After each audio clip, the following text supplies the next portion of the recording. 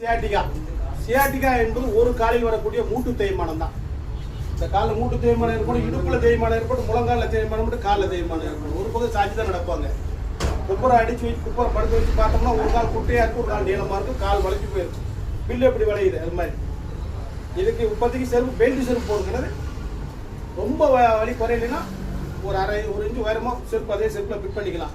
சாதாரண grip வச்சிருப்பதுல Walker வாழ்க்கிறோம் அந்த மாதிரி போட்டிங்கன்னா பரவாயில்ல. நமது வைத்தியசாலை எந்த எலும்பு முடிவான எந்த மூட்டு வழியாக இருந்தாலும் அற்புதமான முறையில் குணப்படுத்திக் கொள்ளலாம். 120 ஆண்டுகள் பழமையானது.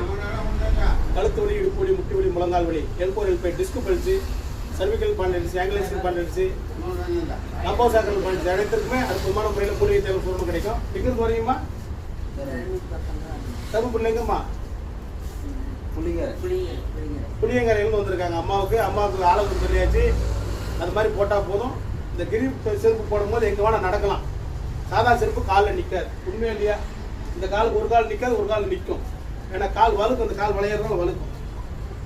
வாங்க, ஓரளவுக்கு நல்லாவே இருக்கு. அடுத்த அதிக அமௌண்ட் கொடுத்து மருந்து வாங்கிக்கலாம்.